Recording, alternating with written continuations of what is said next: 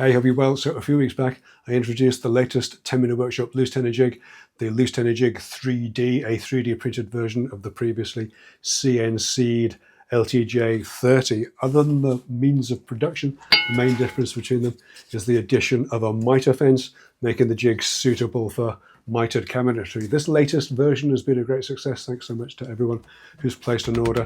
And I mentioned in the launch video for this that I'd also made a version of the Mitre Fence for the previous jig, the CNC'd LTJ 30. That Mitre Fence is now available and in the store, and in the rest of this video I'm just going to take you through the process of using it, as it is different, and rather than just repeat myself over and over, I'll share some of the member video from when I was first testing this out for Plus members. So this Mitre Fence is a simple accessory to hold the jig at a precise angle so that it can be clamped securely. The fence has 30mm dogs molded into the face that locate in the top pair of 30mm guide bush holes, and they locate precisely. There should be no wiggle room, no play between the fence and the jig. If you're feeling adventurous, there's a hole in the fence where you can drill into the jig and screw the fence and jig together. But remember, it is a very dense fiberboard, and I don't know how well that would hold out with repeated use over time. I've had great results just securing these together with some double-sided tape, a good one like this 3M tape so that it peels off easily. And you can also apply a bit of extra pressure with the clamp if you feel you need the extra reassurance.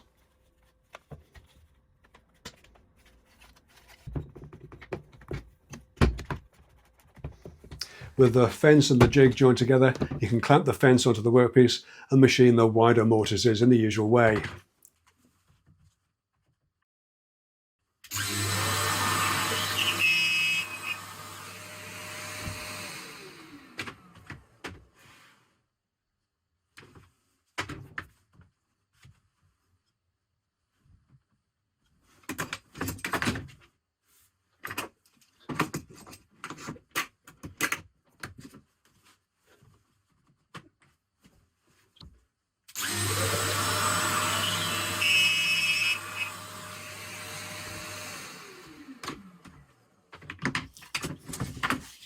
Now, obviously, we can only use the wider slot in this older Loose Tenon jig, so to make the narrower mortices, the Mitre Fence comes with a couple of 3mm shims that store inside the fence body and can simply be taped in place with double-sided or a thin strip of masking tape or painter's tape. These shims or packers reduce the opening just enough to make the narrow mortise.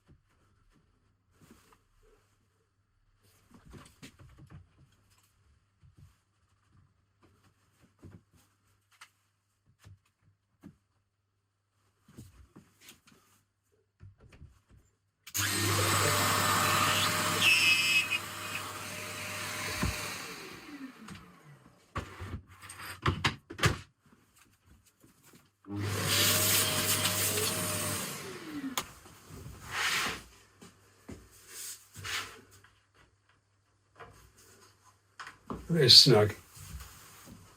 That is a good fit.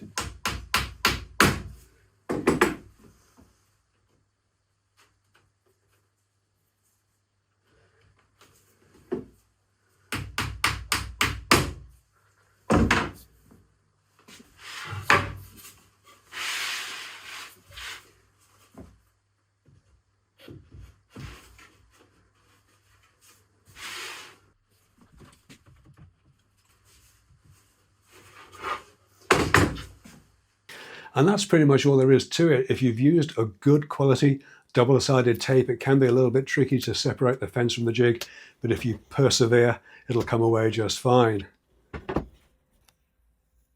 So the Mitre Fence is available in the store now as a standalone item, both as a physical product and as a 3D printable file if you fancy having a go at printing your own.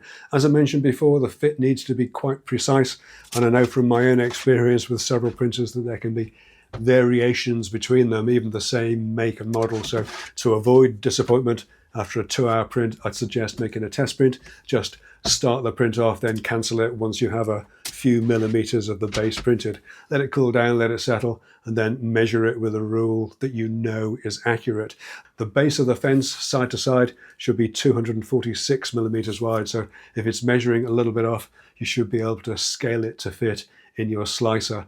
That's all that I do with mine, and they're all working out very nicely. Anyway, I'll call this one done for now. Thanks so much for taking a look. Thanks again to everyone who's placed an order for the Loose Tenon Jig 3D. We've fulfilled all the outstanding orders now, so we can start the new year with a clean slate. Any questions or comments, pop them in down below. As always, keep watching, keep subscribing, and I'll see you again very soon. Take care.